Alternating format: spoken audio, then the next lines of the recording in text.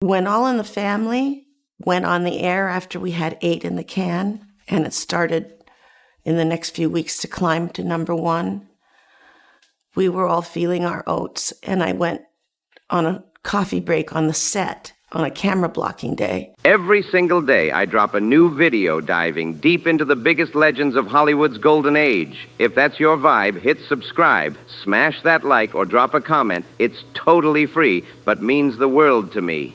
Now let's jump straight into this wild story. Nobody saw this coming, not a single soul. When the news about Rob Reiner broke, everyone braced for the usual polished Hollywood statement, the kind full of thoughts and prayers and respect for privacy. You know the drill, carefully worded lines from publicists trying to keep everything neat and quiet. But what went down yesterday with Sally Struthers, that was not scripted. This was something raw, emotional, and painfully real. The kind of grief that makes you want to look away because it feels too personal to witness. Sally wasn't just Rob's co-star. She was like family.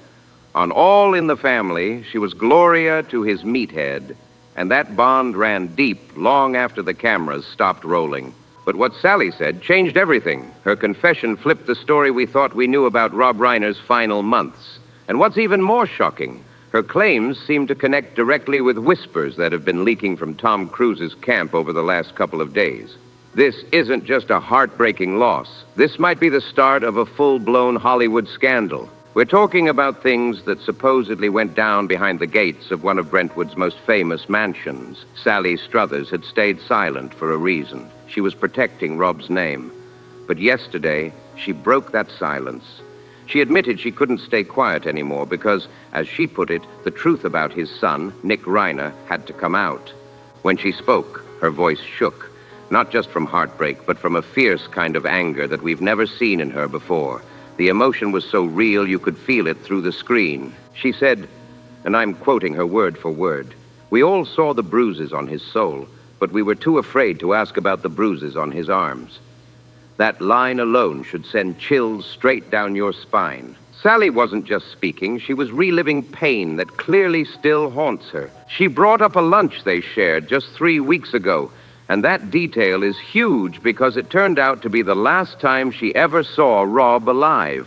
She didn't describe him as the lively, outspoken filmmaker everyone adored. No, she said he looked smaller, fragile, like the life was being drained out of him. Sally mentioned how Rob kept checking his phone every couple of minutes, tensing up every time it buzzed. She said she finally asked if everything was okay, and Rob looked her dead in the eyes and said, "I don't know how to stop him, Sal. I love him, but I'm terrified of him." Get it? Because Rob was part of each audition, and he was living with her and soon to marry her, and he would obviously do better with her wanting her to get the job. I mean, was I really the funniest one in the room when we were doing the improvs for all the suits? That sentence hits hard. Pure fear wrapped in love. At first, Sally figured Rob was talking about some Hollywood producer or a political feud, something professional. But when she got the call that Rob and Michelle were gone, the truth slammed her. Rob had been talking about his own son. The realization shattered her. And here's where things twist in a way no one expected. Tom Cruise suddenly enters the story. Sounds wild, right? But stay with me because this connection is starting to make sense in a way mainstream outlets are avoiding. Cruise and Reiner's history runs deep. A Few Good Men was a massive milestone for both of them. They stayed close over the years, and if there's one thing people say about Tom, it's that he's intense, sharp, and always watching. He doesn't miss anything. And now it seems like he might have seen signs the rest of Hollywood ignored. Sources close to the investigation, people who only spoke under strict anonymity, are saying Tom Cruise actually tried to step in months before everything went down. Apparently, back in November, Cruise staged what sounded like an intervention. The official story was that he dropped by the Reiner home to talk about a new film project, but what really happened that day turned into something way darker. It wasn't Rob he confronted, it was Nick. Reports say Cruise walked straight into chaos, with Nick yelling at Michelle, demanding access to a trust fund that had been locked because of his ongoing struggles with substance issues. And here's where it gets intense. Insiders claim Cruz, never one to back down, physically stepped between Nick and his mother. The leaked details of that encounter are straight up unsettling. Cruz supposedly told a close friend afterward that the look in Nick's eyes was empty, cold, and dangerous. He could tell something was seriously off. Right then and there, Tom allegedly pulled Rob aside and warned him, "You are not safe in this house. You need to get him out, or you need to get out." Can you imagine hearing that from someone like Tom Cruise? Think about it. One of the most powerful, seasoned men in Hollywood, a guy who's seen all kinds of madness in this business, was shaken enough by what he saw to tell Rob to leave his own home. That says everything.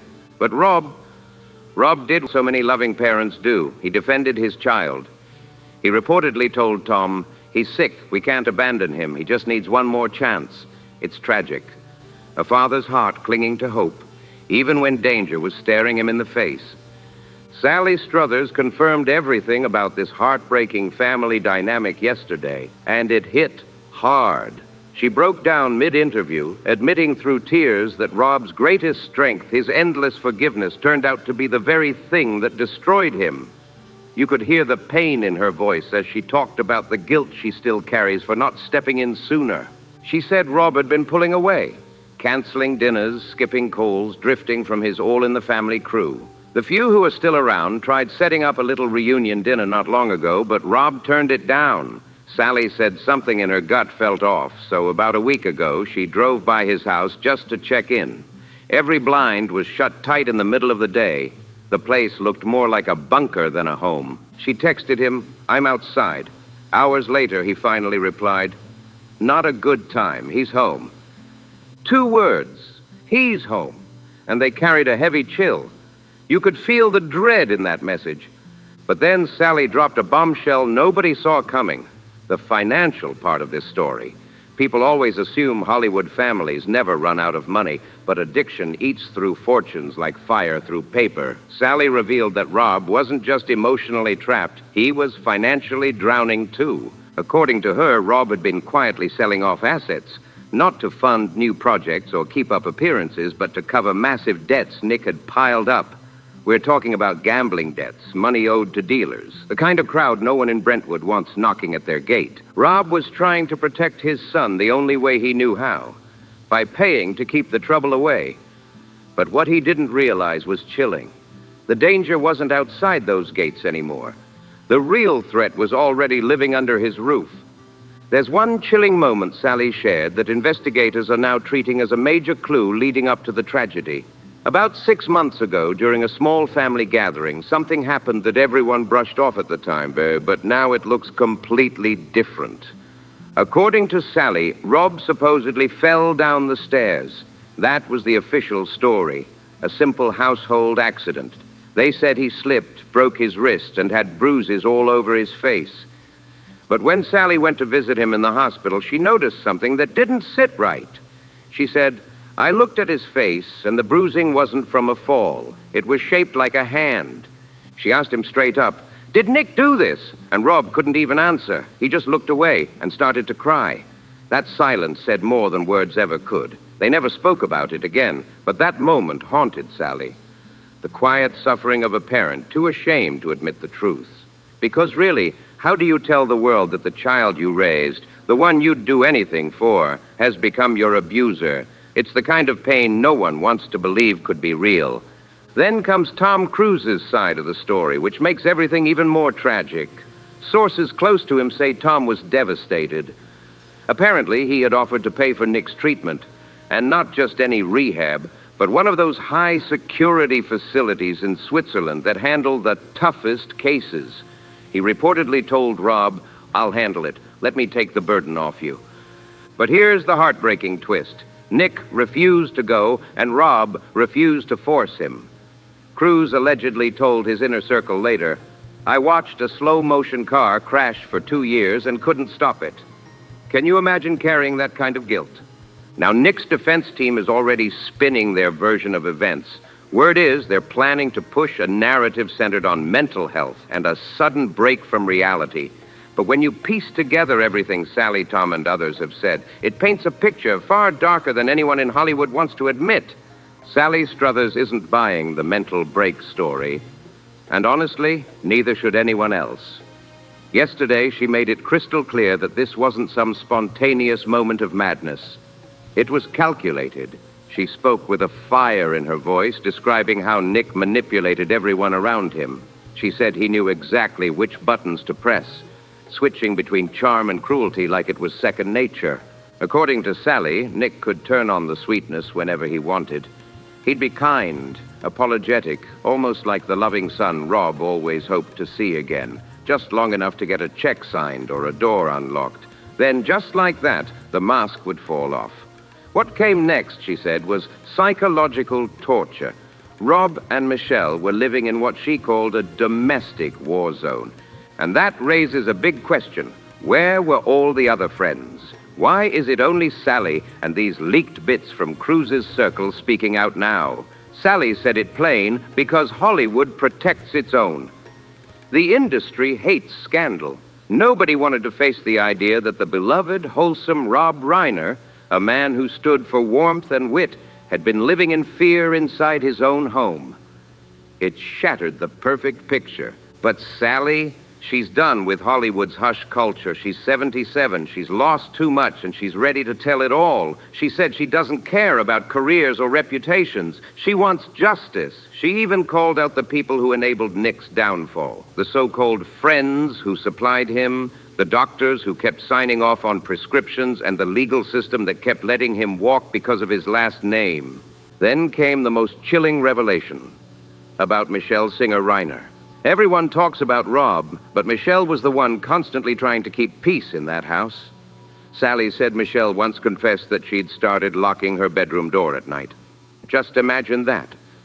Sleeping in your own home, afraid of your own child on the other side of the door. That detail alone sends shivers down the spine. Michelle once told Sally something that still echoes in her mind. I wake up to the sound of footsteps in the hall, and my heart stops. That single line paints the entire picture. Rob and Michelle weren't living a peaceful Hollywood life. They were trapped in their own home, prisoners in a place that should have been their safe haven. And the cruelest part, the one holding them hostage, was their own son. According to the timeline Sally pieced together from detectives, what happened that night wasn't some sudden explosion. It was a slow, terrifying siege. Nick had reportedly been unraveling for 3 straight days.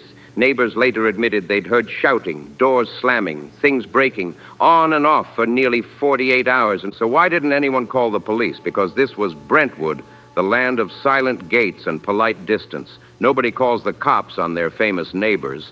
You just turn up the music, pretend you didn't hear, and mind your business.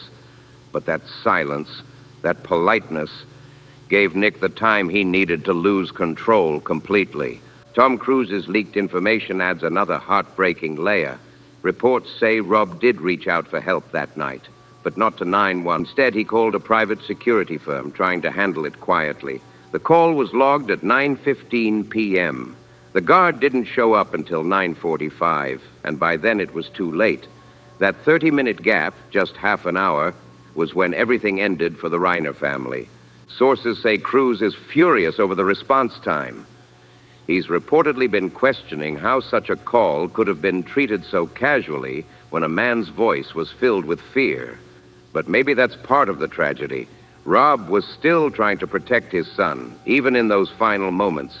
He probably said something like, "My son's having an episode. Can you send someone?" instead of, "He's going to kill us."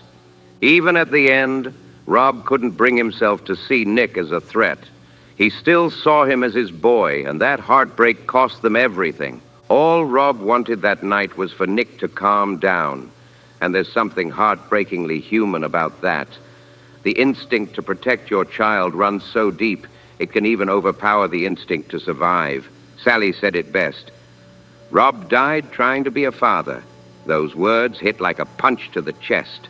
According to the coroner's report, Michelle had defensive wounds, signs that she tried to fight back. But Rob, almost none.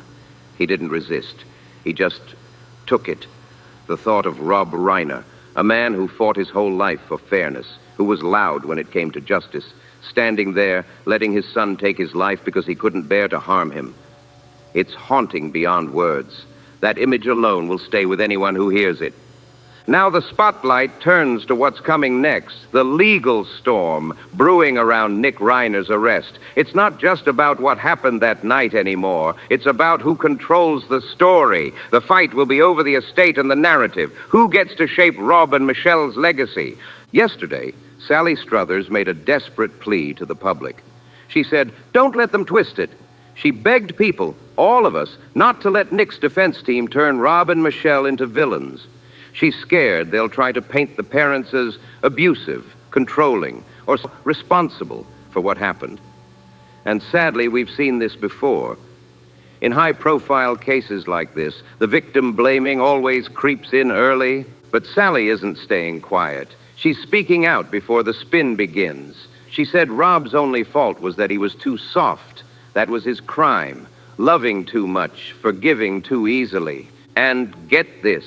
Reports say Tom Cruise is ready to testify if it comes to that. Can you imagine that courtroom? Tom Cruise taking the stand, his voice cracking as he testifies against the son of his closest friend. It would be one of the most emotional moments Hollywood has ever seen. If this case goes to trial, it's going to be the trial of the century.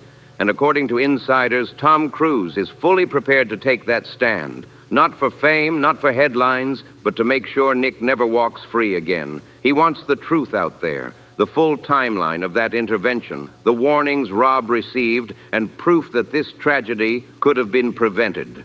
Cruise wants the jury to understand one thing.